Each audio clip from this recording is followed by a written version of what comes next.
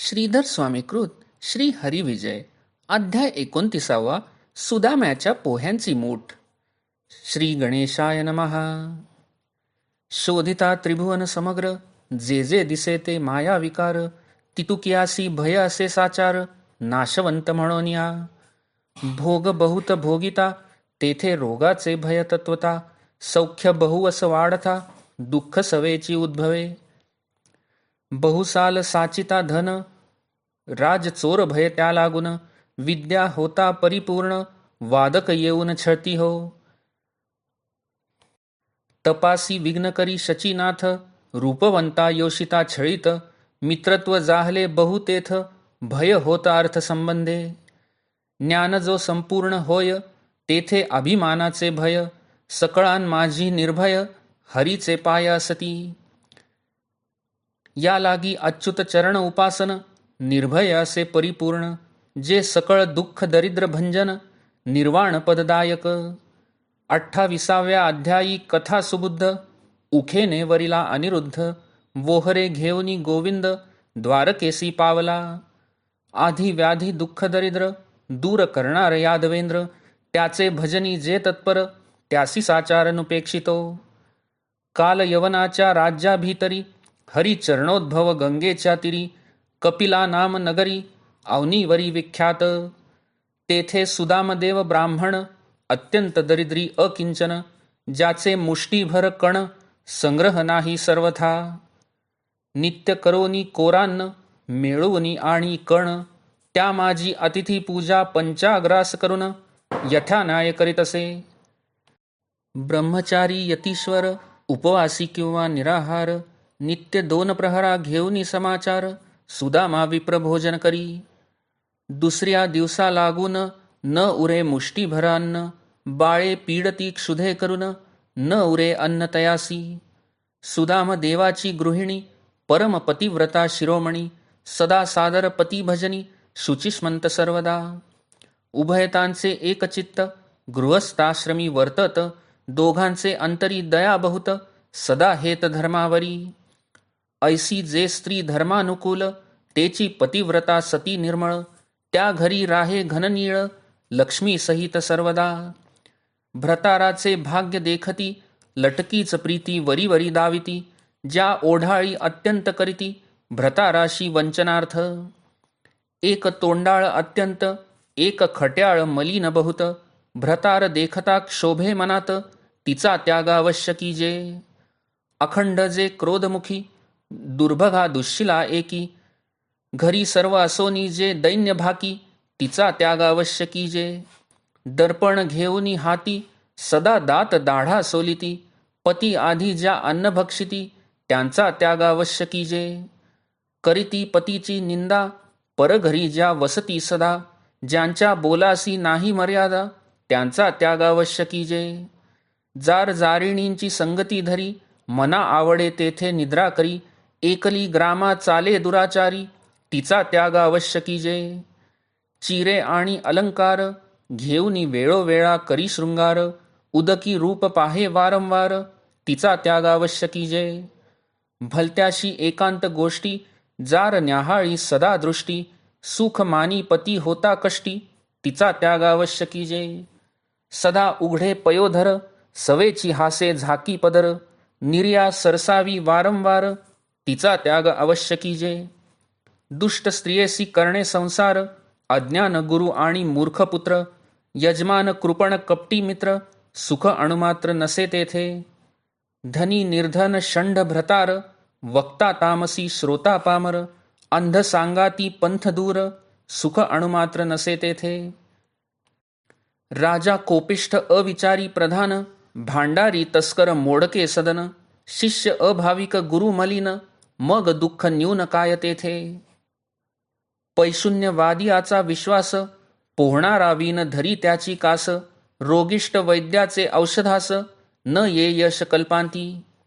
खोटे नाणे मोडके शस्त्र, अबद्ध पुस्तक अशुची दानपात्र.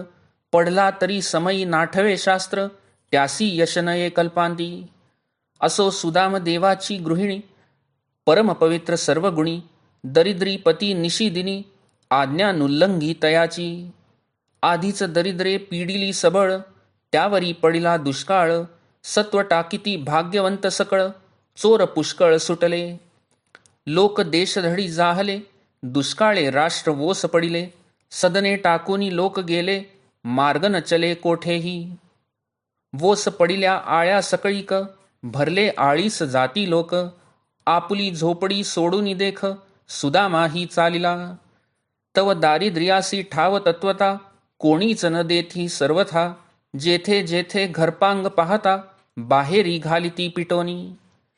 एकाचिया अंगणात राहिला स्त्री पुत्रांसमवेत. अपत्ये अन्नाविण पीडती बहुत, कोरान्न न मिळे कोठेही. जरी तृणबीज मिळे किंचित, वैश्वदेव उपासन करीत. त्याही माझी आला अतिथ, त्यासही देत विभागपै. लेकरे सुंदर सगुण, कृश जाहली दिसती दीन. डोळा उरलासे प्राण, पतिव्रतेचा ते धवा. म्हणे मज जरी असते माहेर, तरी लेकरे धाडिते सत्वर.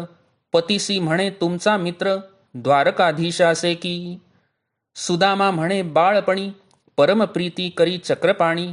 कृतांत भगिनी तीरी जाऊनी, गोरक्षण करीतसे.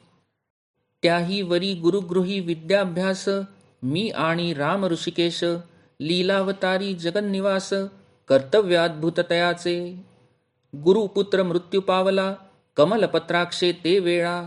तात्काळ माघारा आणिला, यमलोकासी जाऊन या. गृहीहुनी न जावा वैकुंठराणा, म्हणोनी सांदीपणे तत्क्षणा. मागितली गुरुदक्षिणा, न मिळे कोणा सर्वथा. मृत्यू पावला दिवस बहुत, तो आणिला गुरुसूत. आज्ञा घेता रमानाथ, गुरु सद्गद जाहला. अवंती नगरी होता सांदीपन, तेथे कृष्ण पदांक तीर्थाभिधान. अद्यापि असे सकळ जन, करिता स्नान मुक्त होती. त्या तीर्था समीप उत्तम, अद्यापि आहे गुरुचा आश्रम. तेथे श्रीकृष्ण मूर्ती सप्रेम, सांदीपणे स्थापिली. तैचा माझा मित्र जगज्जीवन, तो पतिव्रता बोले वचन. स्वामी अवश्य घ्यावे दर्शन, द्वारकेसी जाऊन या. विप्र म्हणे रिक्त हस्ते, कैसा भेटू जगद्गुरु ते. देवाधिदेवा नृपश्रेष्ठा ते, उणे तेथे काय असे. मग पतिव्रता उठली ते क्षणी, शेजारणीचे येथे जाऊनी. मुष्टीभर पोहे उसने आणुनी, विप्रा हाती देतसे. स्वामी हाची शकुन होय, उसने मिळाले मुष्टी पोहे. ब्राह्मण उठिला लवलाहे, हर्षन माये पोटात. मुष्टी पोहे बांधावयासी, वस्त्र धड नाही त्यापाशी. जीर्ण चिंध्या पांघरावयासी, विप्राचे मानसी लाज वाटे. ठाई ठाई गाठोडिया करुनी, पोहे बांधिले तेची क्षणी. जाता पतिव्रते चिया नयनी, अश्रू आले ते धवा. म्हणे स्वामी तुम्हा वीण, मी केवळ परदेशी अनाथ दीन. लवकरी यावे परतोन, म्हणोनी चरण धरियेले. तृणबीज उसने मागोनी, अपत्ये जगवीन दिवस दोनी. आपण हरिदर्शन घेऊनी, सत्वरची परतावे. असो वेगे निघाला ब्राह्मण, स्त्रियेचे समाधान करून. तो पुढे जाहले उत्तम शकुन, सव्य जाती वायस. पूर्ण कलश माथा घेऊनी, पुढे भेटल्या दिव्य कामिनी. असो चिंध्यांचे भार पांघरोनी, विप्र जात त्वरेने. मार्गी जाता द्विजवर, मनी करी नाना विचार. कृष्णाच्या द्वारी देव समग्र, जोडोनी कर उभे राहती. भर्ग मित्र विधी रोहिणीवर, गीषपती धनपती त्रिदशेश्वर. हे हरीच्या द्वारी तिष्ठती निरंतर, दाटी अपार राजयांची.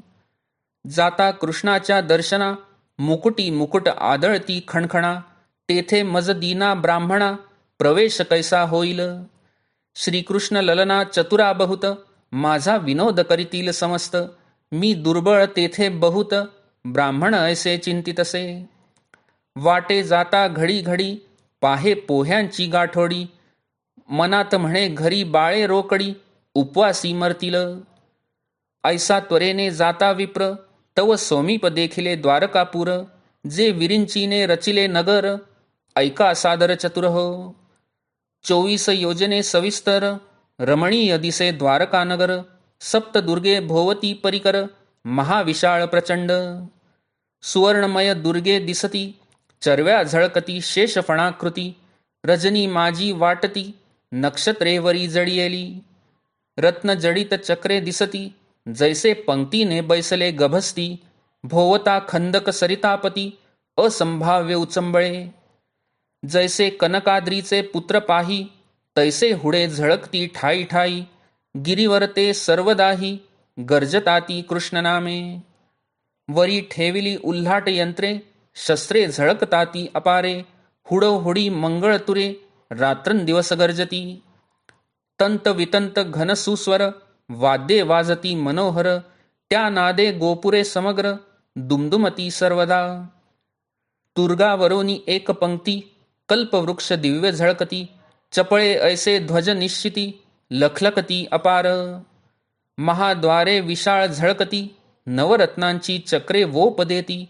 ऐरावतारूढ अमरपती, येत जात संभ्रमेसी. मठ मंडप चौबार झळकती, मदालसा जडित विराजती. दामोदरे उंच लखलखती, 16 सहस्त्र गोपिकांची. शतखणी दामोदरे विशाळे, वाटे आकाशासी टेकण दिधले. की मित्ररथ अडखळे, निराळ पंथ क्रमिता हो. हिरे पाचूंची सोपाने, एकावरी एक विराजमाने. अवतार चरित्रे ओळीने, भिंतीवरी जडियेली. चर्यांवरी द्विज आणि श्वापदे, रत्नजडित नानाविधे. पाचूचे रावे विविध शब्दे, कृष्णलीला गर्जती. रत्नजडित कळसवरी, अपार दिसती एकसरी. खणोखणी पुतळ्या सुस्वरी, गाती नाचती संगीत. त्या सर्व आंगोळिका धरुनिया, गिरक्या घेती पुतळ्या. सर्व अलंकारी डौरलिया, सजीव त्या भासती. घरोघरी सजीव सरोवर, नाना तीर्थांची कारंजी अपार. नीळ रत्नांचे मयूर, धावताती स्वइच्छे. एकाहुनी एक विचित्रे, आळोआळी सुंदर घरे. गृही गृही दामोदरे, प्रभा करे लखलखती. दामोदरांप्रती कळस, कळसांप्रती रत्नकुंभ विशेष. कुंभांप्रती रत्ने राजस, त्यावरी हंस खेळती. हंसाप्रती मुखी मुक्तमाळा, भक्त भोगिती मुक्त सोहळा. सोहळा हाची होत आगळा, कीर्तनी लीला वर्णिती. कीर्तन ऐकता होती सप्रेम, प्रेमरंगी उभा मेघश्याम. मेघश्याम तेथे विश्राम, संत जन पावती. संत तेथे पूर्ण ज्ञान, ज्ञान तेथे आनंद घन. आनंद तेथे समाधान, समाधानी सुख असे. सुख तेथेची समाधी, समाधी तेथे तुटे आधी. आधी तुटता जीव उपाधी, न उरेची कोठे शोधिता. उपाधी तुटता होई जे अभेद, अभेद तेथेची पूर्ण बोध. बोध तेथे ब्रह्मानंद, परिपूर्ण ठसावला. ऐसी द्वारका अद्भुत, विप्रजातसे विलोकित. घरोघरी वेद ध्वनी बहुत, शास्त्र चर्चा करिता ती. न्याय मीमांसा सांख्य अद्भुत, पातंजल व्याकरण वेदांत. घरोघरी अष्टमहासिद्धी तिष्ठत, नवनिधींसहित पै. आळोआळी देवालये सुरंगे, दिव्य हिऱ्यांची विशाळ लिंगे. माणिकांचे गणेश आरक्त रंगे, बाल सूर्यवत दिसती. दोन्ही सुरेख हाटवटिया, रत्ननिबद्ध वोवर्या. व्यावहारिक कस्तुरी घेऊन या, यथान्याये विकिताती. घरोघरी वृंदावने, हिऱ्यांची प्रकाशमाने. वरी तुलसी शोभे हिरवी पाने, गरुड पाचूंची जेवी जडली. ऐसे ते द्वारका नगर, सर्व लक्षणयुक्त सुंदर. श्रीकृष्ण सभेचे मणिमय द्वार, पावला विप्रतेथवरी. द्वारपाळ पुस्ती तू कोण, ब्राह्मण औचिता बोले भिवून. मी कृष्णाचा बंधू पूर्ण, ऐको निसर्व हासती. एक म्हणती आर्ष ब्राह्मण, एक म्हणती सत्यवचन. जगतबंधू रमारमण, आश्चर्य यात कोणते. आडकाठी नाही हरीचे द्वारी, विप्र आत गेला झडकरी. तो सुधर्म सभा देखिली एकसरी, जेथे मुरारी बैसला. तेथे शुद्ध पाचूंची ज्योती, वरी हिऱ्यांचे स्तंभ झळकती. माणिकांची उथाळी शोभती, पाहता भुलती शशीसूर्य. शातकुंभाची तुळवट, गरुड पाचूंच्या किलच्या सदट. ते सभेसी वैकुंठपीठ, प्रसन्न वदन बैसला. किरीट कुंडले मंडित पूर्ण, सरळ नासिक आकर्ण नयन, मुख सुहास्य विराजमान, पाहता मन तन्मय. कौस्तुभ वैजयंती वनमाळा, चतुर्भुज मेघ सावळा, पीतांबर झळके जैसी चपळा, कटी मेखळा वरी विलसे. चरणी वाकी तोडर, जो दितिज दर्पहरण समरधीर, सनक सनंदन सनत कुमार, भक्त सभा शोभित जो. नारद तुंबरादी प्रमुख, गाती सुस्वर अतिरसिक, उद्धव अक्रूर द्वयभागी देख, लघु चीर उडविती. वरुणी ओवाळीजे कोटी कंदर्प, तैसे दिसे हरीचे जाज्वल्य स्वरूप, की अनंत चपळा सांडूनी तीव्र ताप, ऐक्यासी आलिया. ऐसा सभा मंडपी द्वारकाधीश, विप्रे देखिला पुराण पुरुष, द्विजाच्या अंतरी न मावे हर्ष, सप्रेम पुढे चालिला.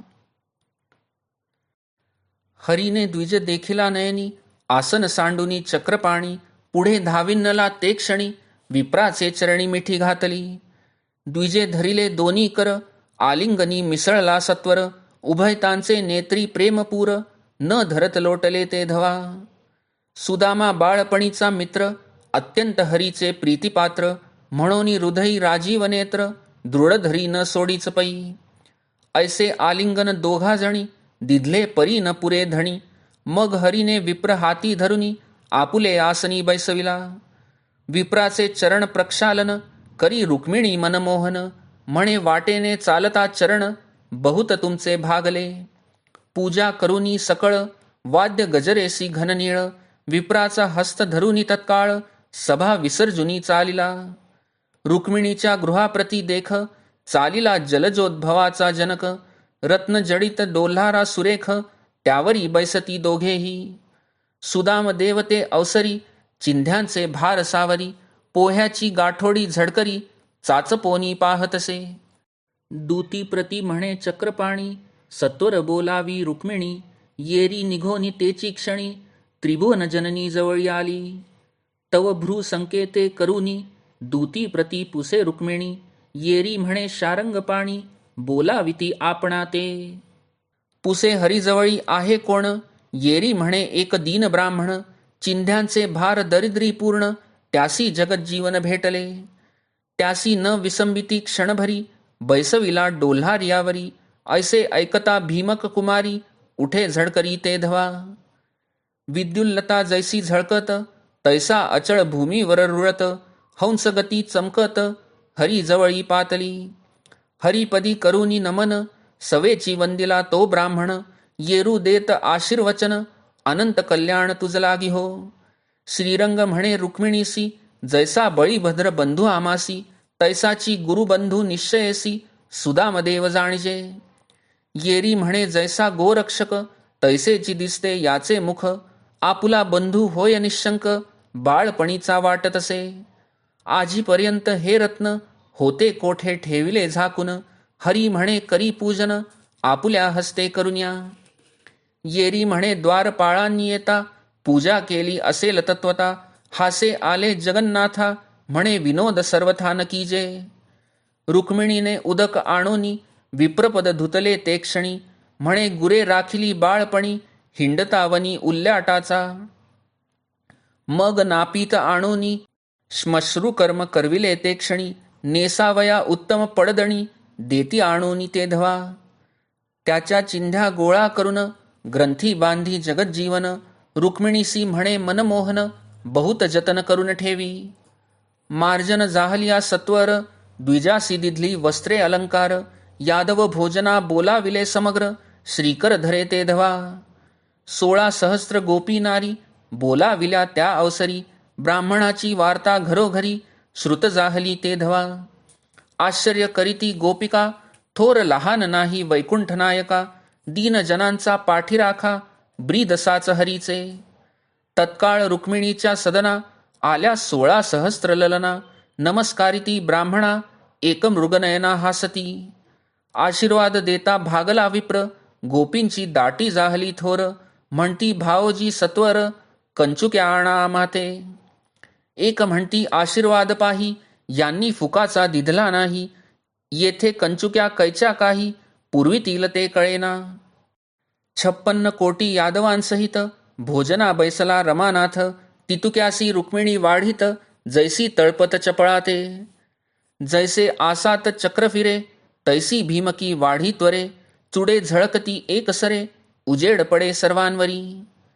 जेथे वाढीत जगन्माता, देवासी दुर्लभ ते अन्न तत्वता, वर्णावे कासया आता, व्यर्थ ग्रंथ का वाढवू.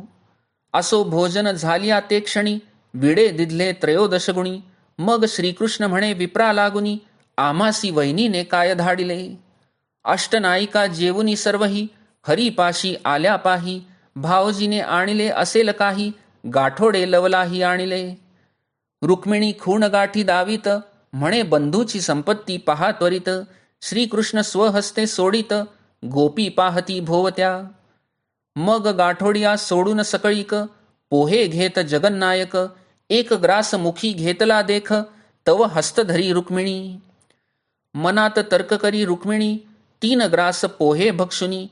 त्रिभुवनांचे राज्य या लागुनी, देईला आता परमात्मा. म्हणूनी 1 ग्रास घेता गोविंदे, रुक्मिणीने हस्त धरिला विनोदे. म्हणे भोवती ललनांची वृंदे, त्यासी प्रसाद देईजे.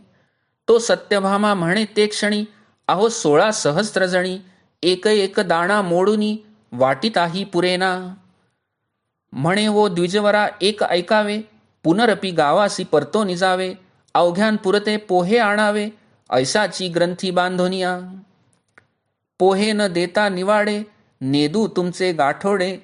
कालिंदी म्हणे कासया कोडे, इतुके यासी घालिता. इतुकेची करा सुदाम देवा, कंचुक्यांचा विचार पाहावा. आमा अवघिया गौरवा, नाही तरी गावा जाऊ नेदू. तो जांबुवंती म्हणे ते क्षणी, या चिंध्यांच्या तारा वेगळ्या करुनी. घ्या वाटूनी अवघ्या जणी, काही मनी रुसू नका. तो लक्ष्मणा म्हणे विप्राते, कुमकुमची द्यावे आम्हाते. तो मित्रविंदा म्हणे द्विजाते, पहा वरते आम्हाकडे. आजीचा दिवस क्षमा केली जाणा, उदयिक पहा चोळ्यांची विचारणा. याज्ञजिती म्हणे वो ब्राह्मणा, गाठोडे ठेवा मजपाशी.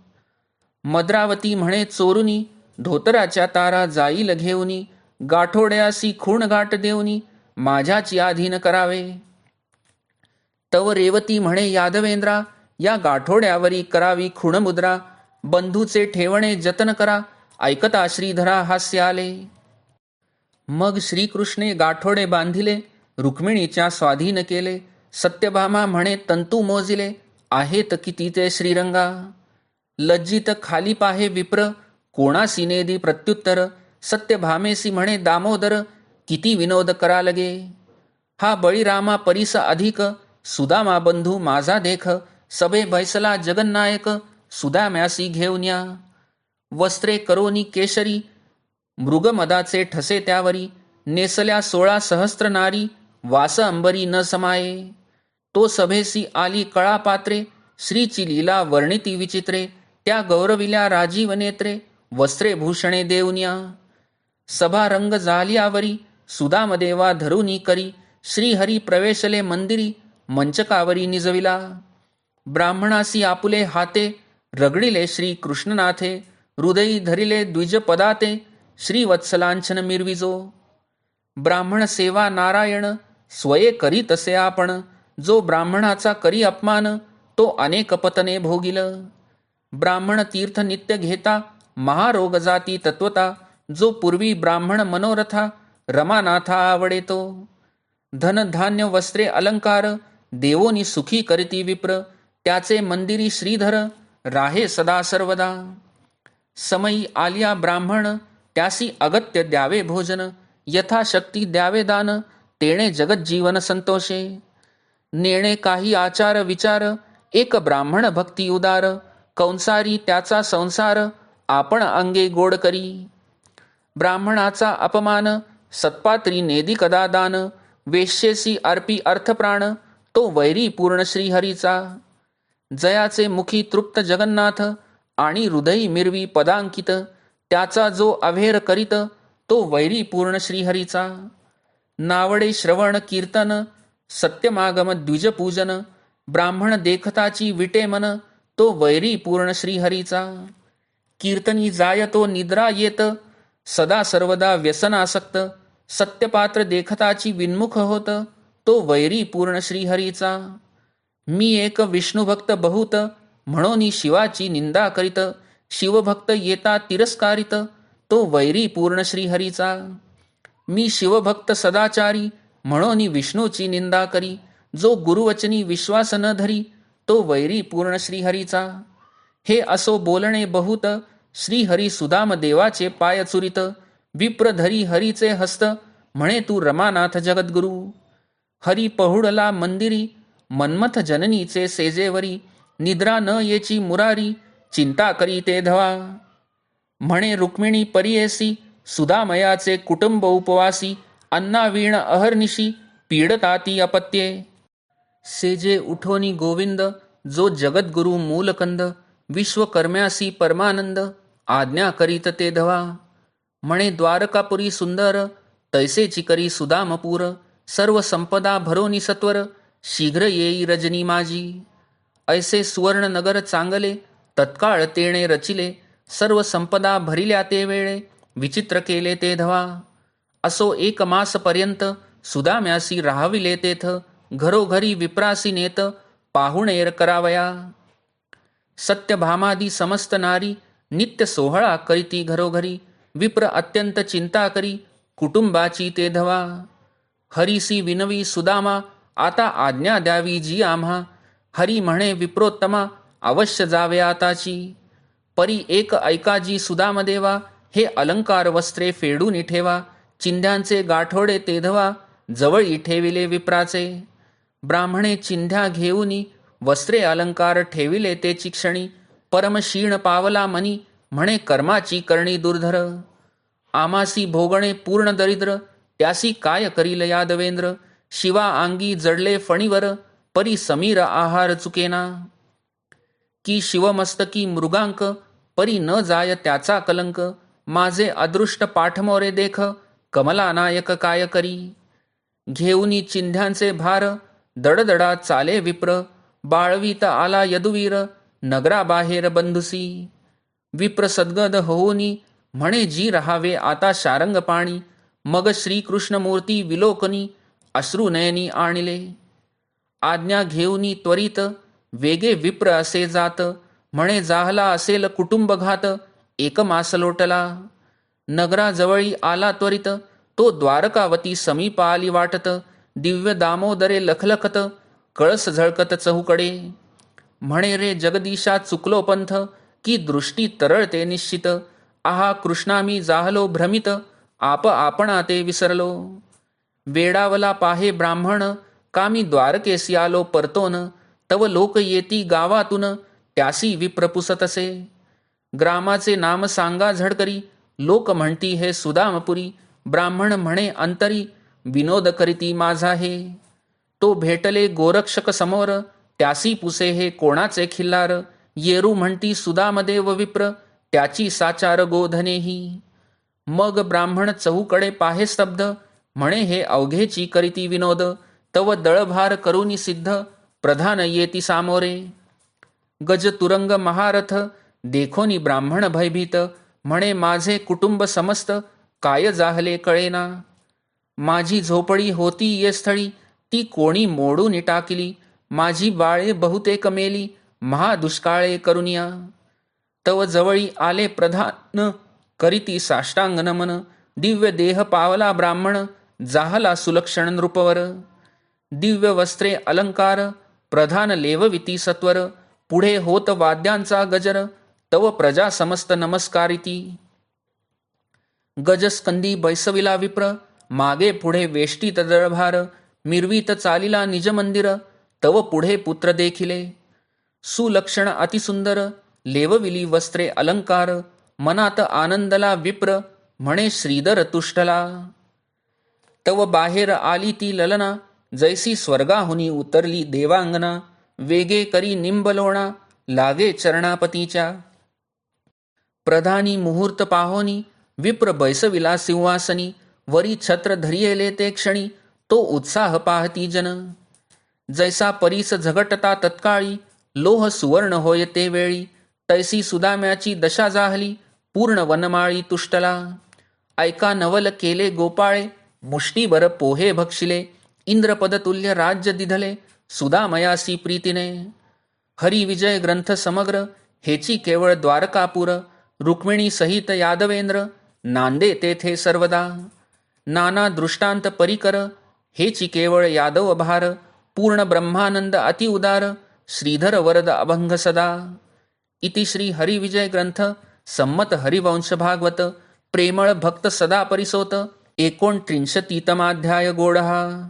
श्रीकृष्णार्पणमस्तु.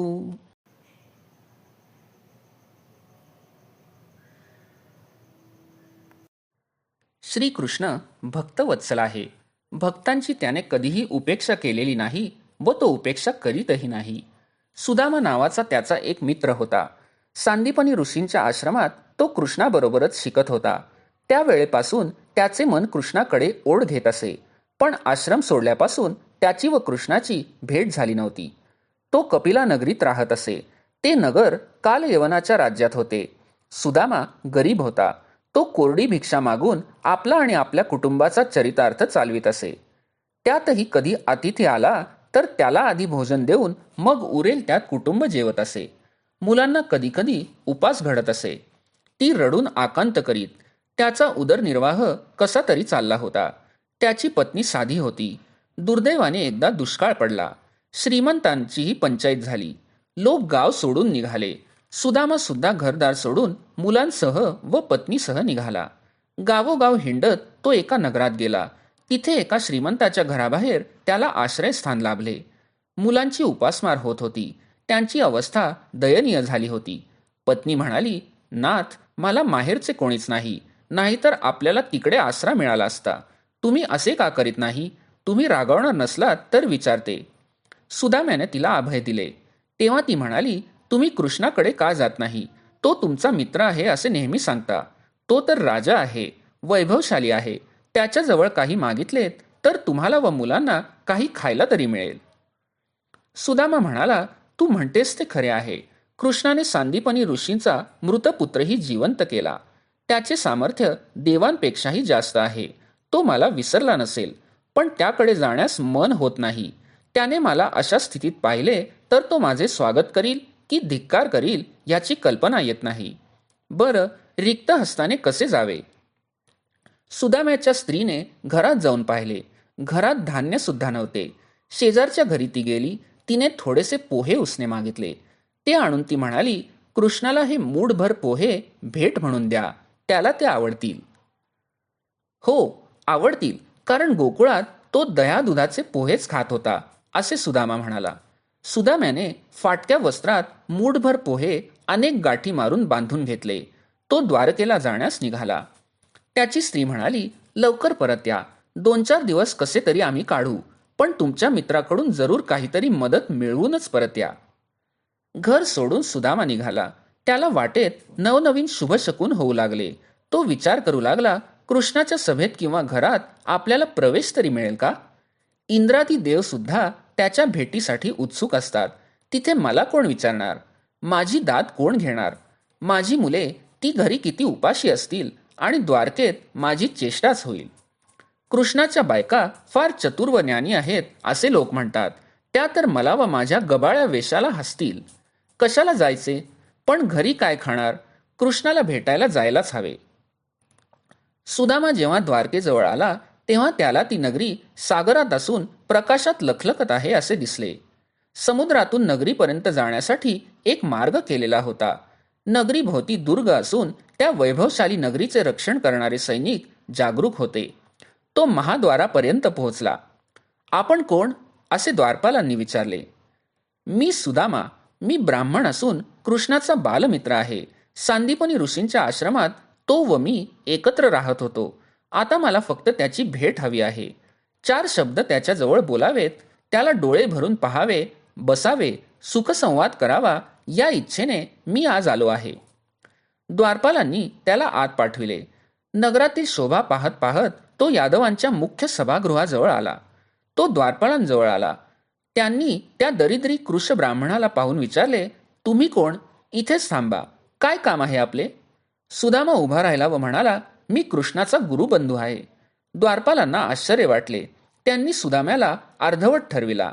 एक द्वारपाल म्हणाला, तसे म्हटले तर श्रीकृष्ण साऱ्या जगाचा बांधवच आहे, पण हा गुरुबंधू आहे म्हणतो.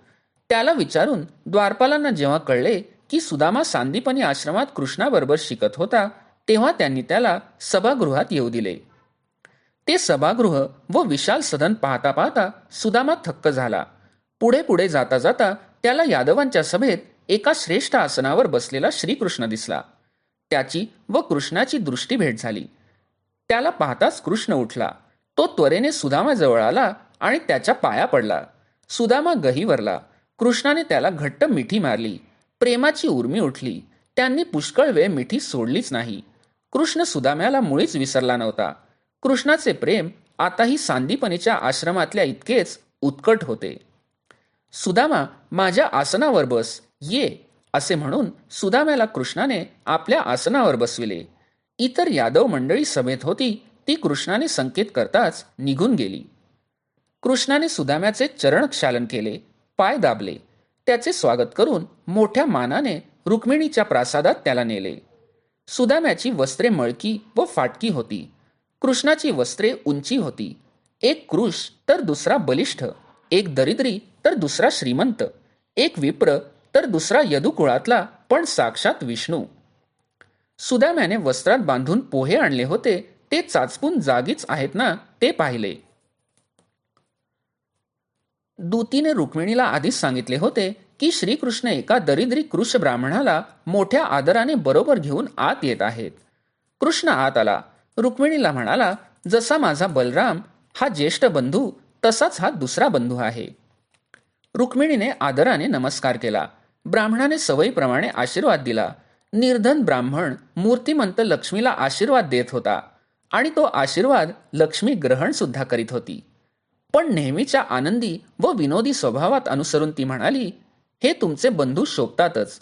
पूर्वी गोकुळातले गवळी तुमचे बंधूच होते ना, तसेच हे दिसतात. पण मला सांगा, हे इतके दिवस कसे काय आले नाहीत? कृष्ण म्हणाला, त्यांची कर्तव्ये त्यांना आहेत. फार दिवसांनी आले आहेत, त्यांचे तू पूजन कर. मग रुक्मिणीने त्याचे चरण सुगंधी गरम पाण्याने धुतले. त्याची श्मश्रू करवून घेतली. त्याला दासींच्या मदतीने मंगल स्नान घातले. नवी वस्त्रे व पुष्पे देऊन सन्मान केला. त्याचे जुने फाटके धोतर आणि उत्तरीय वस्त्र एका बाजूस नीट ठेवून दिले व कृष्णाला विनोदाने म्हटले, नाथ, ही वस्त्ररूपी ठेव मोठ्या मोलाची आहे, जपून ठेवूया. कृष्णाच्या सहस्रावधी स्त्रियांना हे नवल कळले. त्या सुदाम्याला पाहायला आल्या. त्याचे दर्शन घेऊन आशीर्वाद प्राप्त करण्यासाठी त्यांनी एकच गडबड केली. त्याला अगदी गोंधळून गेल्यासारखे झाले. तो दमला, थकला. त्या स्त्रिया म्हणू लागल्या, विप्रवर्य, नुसता शाब्दिक आशीर्वाद कशाला देता? काहीतरी वस्त्र, सौभाग्य लेणी वगैरे द्या. सुदाम्याची मोठी चमत्कारिक परिस्थिती झाली. त्यात कृष्णाने त्याला सोडविले. कृष्णाने त्याच्याजवळ भोजन घेतले. रुक्मिणीसह कृष्णाच्या सर्व पत्न्या आग्रहाने वाढीत होत्या. असे अन्न त्या ब्राह्मणाला कित्येक वर्षात दृष्टीस पडलेले नव्हते. भोजन झाल्यावर कृष्ण म्हणाला, सुदामा, माझ्यासाठी वहिनींनी काहीतरी भेट, काहीतरी खाऊ पाठविला असणार. कुठे ठेवला आहेस? रुक्मिणीने जी जुनी वस्त्रे ठेवली होती त्यातच पोहे बांधलेले होते. रुक्मिणी जवळच उभी होती. सुदामा उठला आणि ती वस्त्रे आणण्यासाठी वळला. तेव्हा रुक्मिणीनेच त्याचे उपरणे आणून दिले. त्याच्या गाठी सोडवीत त्याने भीत भीत कृष्णाला पोहे दाखविले. कृष्णाने जणू कधी पोहे खायलाच मिळाले नव्हते अशा तऱ्हेने त्यातील पोहे घेतले व घासभर खाल्ले. लक्ष्मीने पुरुषोत्तमाला आग्रहाने जेवायला घातल्यानंतर सुद्धा त्या पुरुषोत्तमाला मित्राने आणलेल्या पोह्यांची भूक होती आणि दुसरा घास तो घेणार तोच रुक्मिणीने त्याचा हात धरला आणि आपल्या मुखात ते पोहे घातले. सत्यभामा इत्यादी इतर 7 स्त्रियांनीही चिमूट चिमूट पोहे घेतले. शिवाय त्या थट्टेने वस्त्रे मागू लागल्या. आपसात म्हणू लागल्या, आपण हे जुने धोतर व उपरणे घेऊ. आपल्या पतिराजांना काय, ते आपल्या मायाशक्तीने त्यांची भरजरी वस्त्रे करतीलच. कृष्णाने त्यांना आवरले. आता थट्टा पुरे असे म्हटले. त्याला मग यादवांच्या सभेत नेले. यादवांना सभेत बोलावले आणि कामकाज संपेपर्यंत सुदाम्याला जवळ बसवून एकीकडे आश्रमातील आठवणी काढल्या. उग्रसेन, वसुदेव, अक्रूर, उद्धव इत्यादींजवळ त्याची ओळख करून दिली. नंतर रात्री तर त्याने आपली शय्या त्याला निजण्यासाठी दिली. स्वतः दुसऱ्या शय्येवर समीपच निजला. त्यापूर्वी कृष्णाने त्याचे पाय चेपले. सुदाम्याला गाढ झोप लागली. त्यावेळी कृष्णाने विश्वकर्म्याला गुप्तपणे बोलावले. सुदामा ज्या नगरीत राहत होता ती नगरी धनधान्याने समृद्ध करण्यास सांगितले. ती सुवर्ण नगरी कर. सुदाम्याला तेथील राजपद दिले आहे असे घोषित कर. त्याच्या पत्नीला व मुलांना पूर्ण वैभव संपन्न कर. सुदाम्याची चिंता परस्पर नष्ट करून कृष्ण इकडे जणू आपला काही संबंध नाही अशा प्रकारे निजला.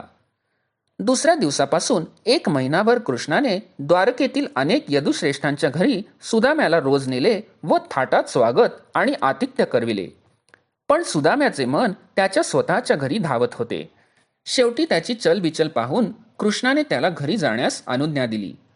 पण त्याचे जुने धोतर व उपरणे त्याला परत दिले आणि द्वारकेतील वस्त्र प्रावरणे काढून ठेवण्यास सांगितले. सुदामा काहीतरी मागण्यासाठी आला होता, पण काहीही न मागता तसाच परत गेला. त्याला काहीही मागण्याचे धाडसच झाले नाही. तो निस्पृहच राहिला.